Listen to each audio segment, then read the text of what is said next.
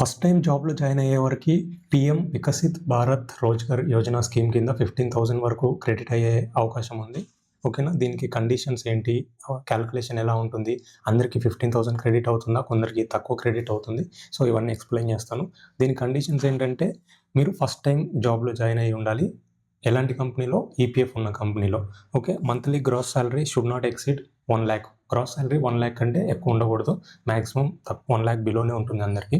Okay. Joining date ఎప్పుడంటే 1 August 2025 నుండి 31 July 2027 ఈ డేట్‌లో మాత్రమే జాయిన్ అవ్వాలి. నెక్స్ట్ యూఏఎన్‌ని మీరు ఫేస్ అథెంటికేషన్ ఉమాంగ్ యాప్ ఉంటుంది కదా! వెబ్‌సైట్‌లో చేయొచ్చో లేదో తెలీదు. యాప్‌లో అయితే చేయొచ్చు. సో, ఫేస్ అథెంటికేషన్ చేయాలి. ఓకే. నెక్స్ట్ ఈ 15,000 అనేది మీకు ఎట్ ఎ టైమ్ క్రెడిట్ అవ్వదు. 2 ఇన్‌స్టాల్‌మెంట్స్‌లో క్రెడిట్ అవుతుంది. ఫస్ట్ ఇన్‌స్టాల్‌మెంట్ ఏంటంటే మీరు ఫస్ట్ 6 మంత్స్ ఎంప్లాయ్‌మెంట్‌లో కంటిన్యూ అవుతే ఫస్ట్ ఇన్‌స్టాల్‌మెంట్ క్రెడిట్ అవుతుంది. 6 మంత్స్ అంటే ఎగ్జాక్ట్‌గా 6 మంత్సే ఉండి తర్వాత రిజైన్ చేస్తానంటే కుదరదు. 6+ మంత్స్ అని మెన్షన్ చేశారు. ఓకే. మీరు అట్‌లీస్ట్ 6.5, 7 మంత్స్ ఆ కంపెనీలో ఆ కంపెనీలో వర్క్ చేసి ఉండాలి. ఓకే. నెక్స్ట్ సెకండ్ ఇన్‌స్టాల్‌మెంట్ ఎప్పుడు క్రెడిట్ అవుతుందంటే మీరు ఫైనాన్షియల్ లిటరసీ టెస్ట్ రాసి అందులో క్వాలిఫై అయితే ఓకే. ఈ రాయటం అంటే ఇదేం టఫ్ ఉండదు. సింపుల్‌గానే ఉంటుంది.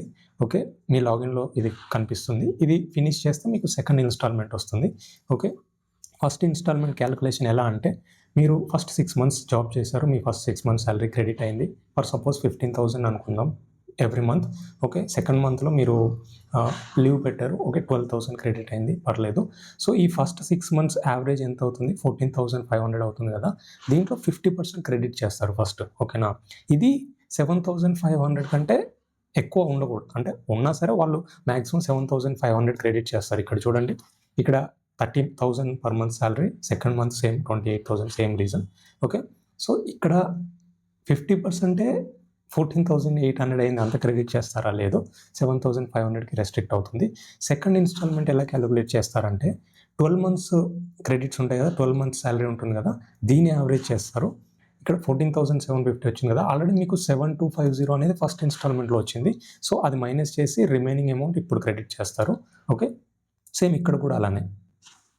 ఇక్కడ చూడండి యావరేజ్ వచ్చేసి 29,000 వచ్చింది.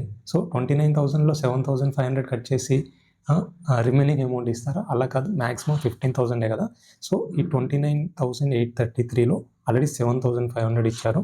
అంటే 15,000లో 7,500 ఇచ్చారు. సో, ఇప్పుడు 7,500 మాత్రమే క్రెడిట్ అవుతుంది. ఓకేనా? ఇంకేమైనా డౌట్స్ ఉంటే కామెంట్ చేయండి.